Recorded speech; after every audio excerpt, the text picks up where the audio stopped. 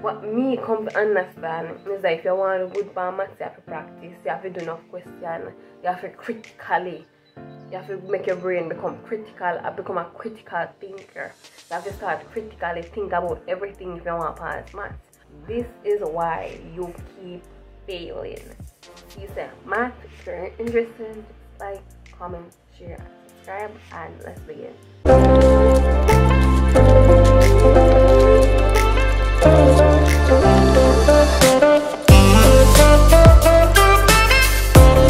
Alright, so literally I made this video one day and me saying, alright, what me about put on the channel, what's next, what me gonna do.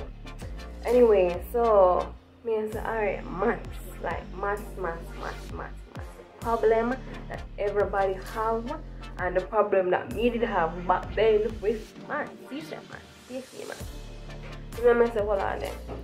People, let me check the comments. People comment and say them fail maths X, Y, and Z, and they fail maths 5 times, and they fail maths. And when me look through all of that, I say, hold on. What's the, alright, I understand if you know you mess up the first time or whatever. But you're continuing 3, 4, 5, 6, 7, 8, 9, 10 times, and you still can't pass it. Something must be wrong, and bear in mind, all of we know is the exam that's stay good, right? We all know that the paper 2 is heavy. We all know that it requires a lot of calculations. We all know that the time is very limited. And so you're going in the first time and get that experience, knowing that, listen, the time is limited, that the time is not enough to do all those questions. The paper is heavy. You know that. You gain knowledge, you know all these things. So how can you basically increase your chances when you go back the second time or the third time or the fourth time? But I mean, I say, hold on, something is serious wrong. If 5, 6, 7, 8, 9 times time now and you still go back, then we have a problem. So now, me decided to make my list as usual, and the first thing we're going to talk about is that, alright, let's make this clear.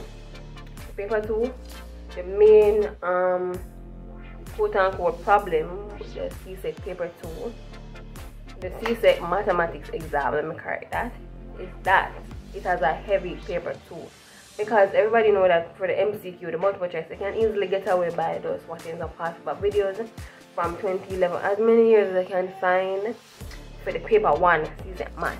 Bear in mind, you know, okay. So you know you can get when you can manage to easily mash up like the paper 1 exam there for maths, quick and easy, fast. I can get a good, basically a good grade on the paper 1.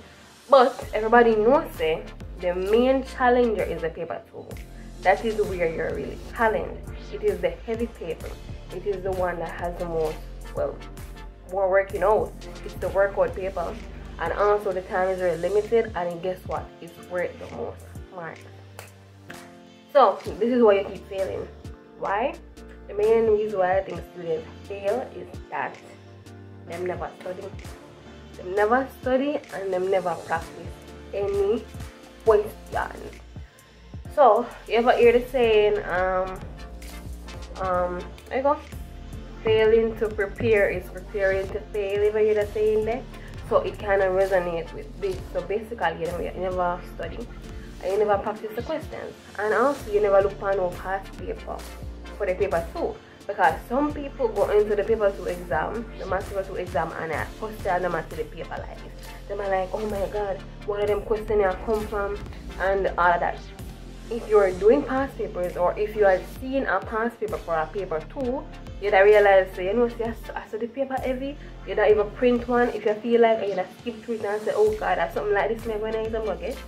So it's failing to prepare, it's preparing to fail. That's the main thing I'm going to say.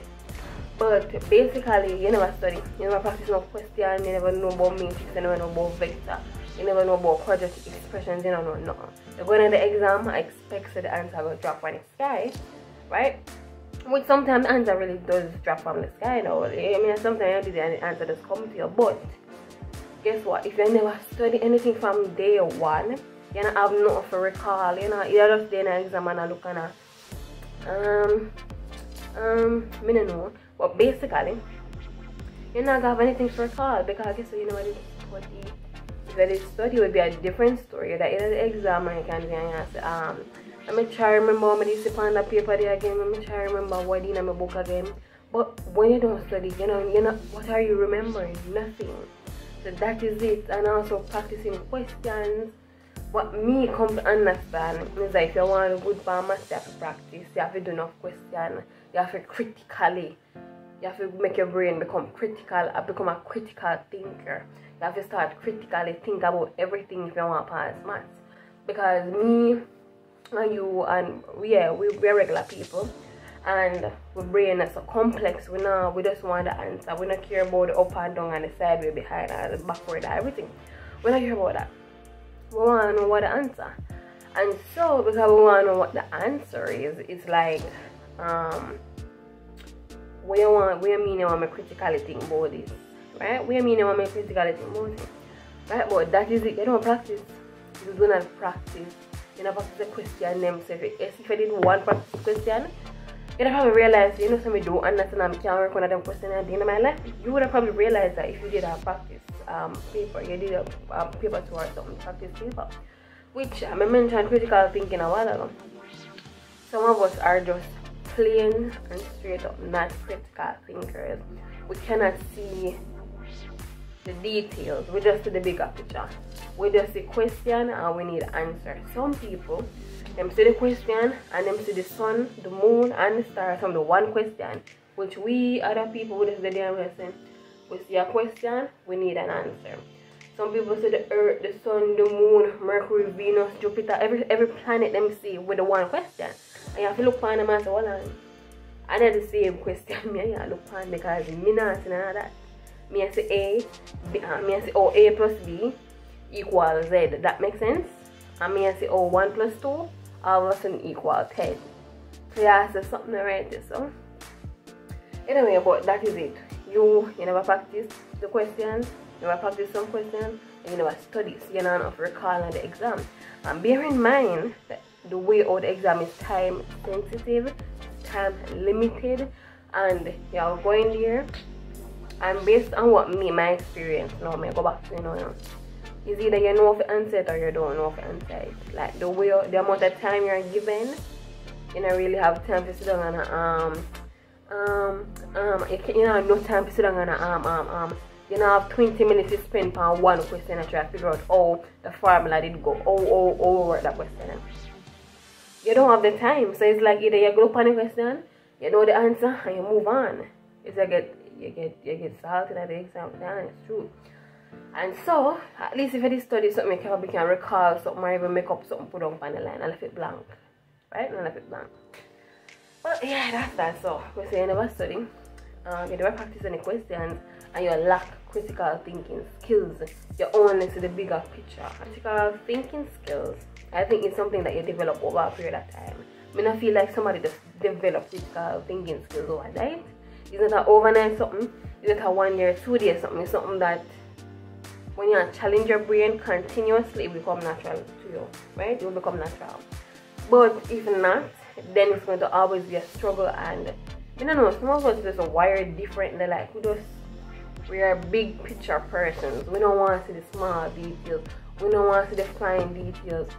Some of us, it's just the way we think. If we see a car, or for example, you have a girl. She lives at A and she goes to school at B to E, right? Actually, she lives at A, she goes to school at C. A big picture person just knows that she leave her yard and she just school. Somebody who I think critically about it, I go say, well, in order for her to reach C, she would have to stop in a B, right? So some people not think about that. Some people not think about that. Some people just see it and see it as it is, for what it is. Them not dig deep into nothing, and that's just a fact. So you lack critical thinking skills, and also you never study and you never practice any questions. Now the next thing that can really mess you up in that exam is, it goes back to you not studying, but basically you don't know your formulas them. You go in there, you don't know your formula them. So you're in the exam and bust your brain and try to remember all this going on, these things, and sometimes you actually need to convert things. So if you never learn a part, that you get an extra problem as well. Some people literally forget what that topic let's call again. I don't remember, but I can't remember the topic. But either way, Basically it's like some different angles and calculating something, right? It's the angle of depression and something like that basically. Yeah, some people don't know, they don't pay attention, they don't know how to do it, them forget the steps, them forget the formulas, them forget everything. And the truth is that in a math exam, if you don't have the formula to certain questions, which are good, I don't know, if you don't have the formula, then if you don't know the formulas, then most of that exam are gonna really go down for you. Because I don't know if nobody else realize, but in a maths, majority of the time there's a formula, right? It's a matter of fact, it's not for everything there's a formula, and you need to know how to work it. You need to know the steps and how to work the questions. Some people never study, and worse, them know them formulas. Going to the exam are going to make fool of themselves. But what I was trying to say is that if you did the exam one time, you pick up and realize, say, alright, so I go wrong. The second time, you say, alright, I go wrong again. The third time, you make third time with the charm, and you say, I know me do this time, I do some more. So, my advice to students in the CSEC math exam, if you want to pass, if you know you are, I'm say this, and in no way am I saying this to lessen anybody or anything like that, but if you know say you're not a top math student, I'm not talking about the bright one them now. I'm talking about if you know you're not a top math student, this is what you need to do. Utilize the SBA and utilize the paper 1. Utilize them. Try to ensure so you have a 20 out of 20 SBA. Try to ensure so you get full marks on your SBA. Full marks. Try to go in a paper 1 exam and do something, and not even just do something, but at least 50 out of the 60 questions, and if you get right, utilize them.